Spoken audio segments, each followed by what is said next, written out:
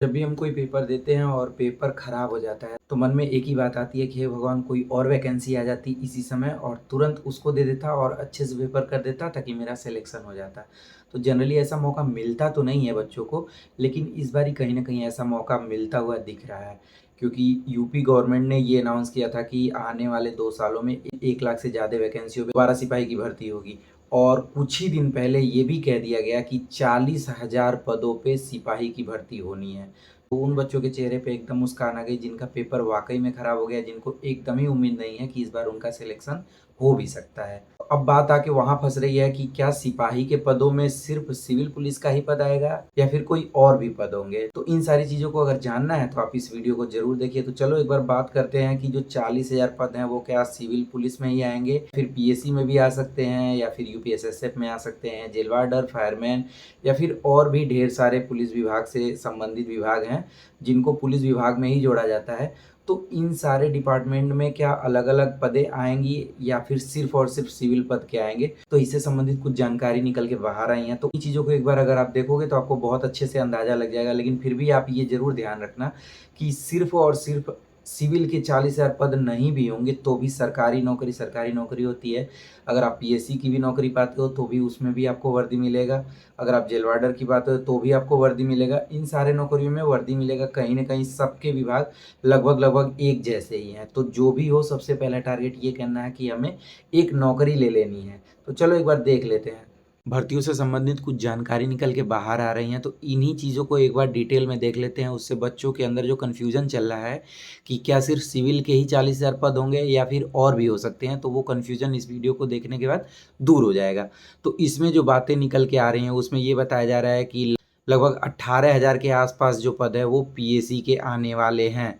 इसमें ये चांसेस भी ज़्यादा हैं कि कुछ पद और बढ़ सकते हैं, लगभग 2 से ढाई हज़ार पद, जो सिर्फ़ महिला के लिए रहेंगे। आपको ये भी पता है कि अभी 3 महिला बटालियन का गठन किया गया था, तो इसके पहले महिला पीएसी बटालियन में नहीं जॉइन कर सकती थी, लेकिन इस बार से पीएसी बटालियन में महिला का भी चयन किया जाएगा।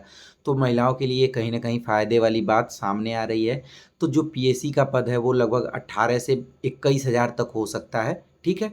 बाकी 4,000 से ज़्यादा पदों पर जेल वार्डर की वैकेंसी आने वाली है। ये पद लगभग 5,000 से ऊपर भी जा सकते हैं, क्योंकि जो जेल विभाग के मंत्री हैं दारा सिंह चौहान जी, उन्होंने विभाग को ये कहा है कि जितने भी पद खाली हैं इसकी हमें सूचना दिया जाए ताकि मैं आगे की कार्रवाई के लिए लेटर लिख सकूँ और जल्दी से जल्दी नोटिफ़िकेशन जारी कर सकूँ। तो लगभग ये भी 4 से 5,000 के आसपास वैकेंसी आने वाली है। इसके बाद जो बात सामने आ रही है वो आ रही है कि फायरमैन की भी 2500 से ज़्यादा वैकेंसी निकलने वाली है।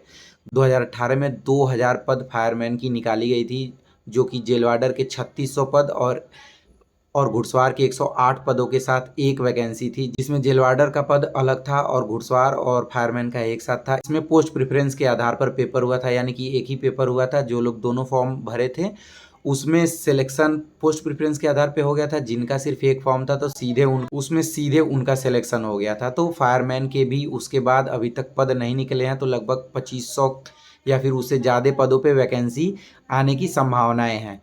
अब एक चीज़ आपको नया दिख रहा होगा, यूपीएसएसएफ। ये यूपीएसएसएफ सीआईएसएफ के तर्ज पे बनाया गया है। जैसे सीआईएसएफ का काम है जो भारत के ऐसे संस्थान हैं जैसे कोर्ट हो गया या फिर कोई किला हो गया या फिर कोई मंदिर हो गया, इनकी सुरक्षा करना, यानी कि स्थापत्य कला की सुरक्षा करना। वैसे ही यूपीएसएसएफ का गठन किया गया है। ये भी उत्तर प्रदेश में जो भी ऐसी संस्थान है, चाहे आप लोग देखे होंगे कि जो श्री राम मंदिर बना हुआ है वहाँ पे इन्हीं की ड्यूटी चल रही है, जो हाई कोर्ट है इन्हीं की ड्यूटी चल रही है। अभी तक इसमें वैकेंसी नहीं हुई थी, चूँकि 2 साल पहले ही इसका गठन हुआ था, तो इसमें पीएसी के जवानों को ले लिया गया है, यानी कि उन लोगों को ऑप्शन दिया गया था कि अगर आप यूपीएसएसएफ में जाना चाहते हो तो आप एप्लीकेशन दे दीजिए, तो उन लोगों को यूपीएसएसएफ में भेज दिया गया। आप लोग देखते होंगे थोड़ा आर्मी टाइप की वर्दी है, तो वही यूपीएसएसएफ वाले हैं।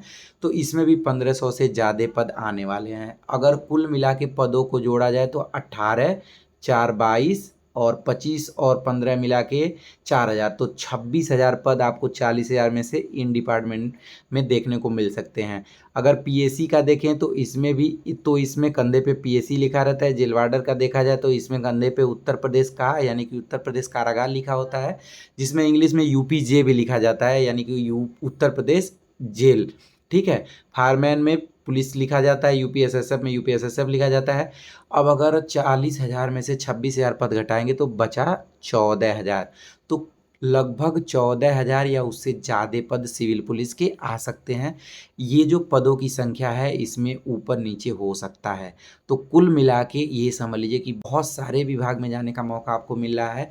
उम्मीद यही की जा रही है कि हो सकता है एक ही पेपर हो जाए, मतलब ये सारे पोस्ट प्रेफरेंस के आधार पे आपको मिल सकते हैं। मतलब आप जब फॉर्म भर दोगे, ठीक है, फॉर्म भरने के बाद पेपर होने से पहले पोस्ट प्रेफरेंस मांगा जाएगा कि मतलब जब आपका चयन होगा तो आप सिविल पुलिस में पहले जाना चाहते हो या जेल वार्डर में या फायरमैन में या यूपीएसएसएफ में। तो जैसे मान लो आप डाल दिए कि सिविल पुलिस में पहला प्रेफरेंस, ठीक है। दूसरा आप डाल दीजिए कि दूसरा आपने डाल दिया कि फायरमैन मेरा दूसरा है, तीसरा है पीएसी, और चौथा है जेल वार्डर, और पांचवा है यूपीएसएसएफ, ठीक है।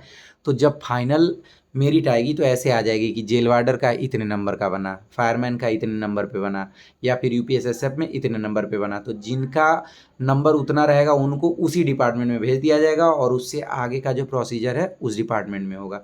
तो कुल मिला के क्लियर कट आप समझ चुके हैं कि जो 40,000 पद हैं उनमें किस हिसाब से बंटवारा होगा और कौन कौन से पदों की संख्या कितनी हो सकती है।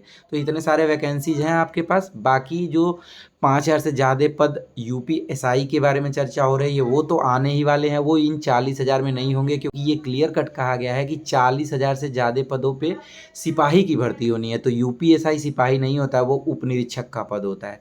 तो अब से आप लोग को बस करना क्या है, सिर्फ दबा के तैयारी करनी है। सबके सिलेबस लगभग एक ही जैसे हैं और अभी से दिसंबर तक रनिंग होनी नहीं है यूपी पुलिस की। तो इस समय को आप अच्छे से यूज करिए, तैयारी करते जाइए। बाकी जो ही नोटिफिकेशन आएगा आप लोग एक बार और डीपली तैयारी कर लीजिएगा। तो ये भी ध्यान रखिए कि बहुत डरने की ज़रूरत नहीं है। अब आपको जीरो से थोड़ी पढ़ना है, इतना सारा आप लोगों ने पढ़ लिया, लगभग 60 से 70% तो आप लोग पढ़ लिए हैं, 10 से 15 ही % बच रहा है। तो खुद को यही बताना कि भाई अब हम पूरा एट हो चुके हैं, यानी कि अब हम मास्टर हो चुके हैं, बस डिग्री मिलना बाकी है। डिग्री के लिए कुछ दिन और पढ़ना है। तो बस यही चीज़ें आप लोगों को बतानी थी, आप लोग अच्छे से समझ भी गए होंगे। तो जितना भी वैकेंसी मैंने आप लोगों को बताया ये लगभग इसको एक्सपेक्टेड वैकेंसी ही कहिए। इसमें पदों की संख्या ऊपर या नीचे हो सकती है, क्योंकि मैंने आपको बताया ना कि जैसे जेल वार्डर में अभी मांगा जा रहा है कि कितने पद खाली हैं। हो सकता है नए जेल बन रहे हैं तो थोड़ा ज़्यादा पद बढ़ा के भी किया जा सकता है, मतलब नए पदों का भी गठन किया जा सकता है। तो इस वजह से पद जो है वो ऊपर नीचे हो सकते हैं। लेकिन मैं इतना ज़रूर कहूँगा कि इतने पद रहेंगे तो आप कहीं ना कहीं किसी न किसी डिपार्टमेंट में सेलेक्ट हो ही जाओगे। बस ये ध्यान रखना कि अभी पेपर ख़राब हुआ है, आपको ये भी जानकारी हो गई है कि लगभग दिसंबर के बाद ही जो रनिंग की प्रक्रिया शुरू की जाएगी। तो इन समय के बीच में सिर्फ एक्सपेक्टेड कट ऑफ की वीडियो ही मत देखना। आप लोग दोबारा कंटिन्यू हो जाओ पढ़ने के लिए और दोबारा टारगेट करो। सबके सिलेबस लगभग एक ही हैं। एक बार नोटिफिकेशन जारी भी होगा तो उसमें और क्लियर हो जाएगा, लेकिन मैक्सिमम चांसेस यही हैं कि सबके सिलेबस एक रहेंगे। बाकी मैं जेल वार्डर का जो जॉब प्रोफाइल है वो कैसा होता है, क्या क्या चीज़ें होती हैं, छुट्टी ड्यूटी, ये सारी चीज़ों से रिलेटेड एक वीडियो बन गई है, बस एडिट वाले पोर्शन में चल रही है। एडिट होते ही मैं अपलोड कर दूंगा तो आपको जानकारी भी हो जाएगी कि इस विभाग में आने के बाद आपको करना क्या पड़ता है। तो उससे ये रहेगा कि अगर पोस्ट प्रेफरेंस का मौका मिलेगा तो आप उसमें पोस्ट को प्रीफर कर सकते हो कि कौन से डिपार्टमेंट में मैं जाना पसंद करूँगा। बाकी अगर और भी आपको डिटेल ऐसे चाहिए होगा तो आप लोग इस चैनल को सब्सक्राइब कर लीजिएगा। अगर आपको वीडियो थोड़ा भी हेल्पफुल लगे तो आप इस वीडियो को लाइक करिएगा। मिलते हैं अगले वीडियो में, तब तक के लिए आप लोग अपना ध्यान रखिएगा, पढ़ाई मत छोड़िएगा, पढ़ते रहिएगा।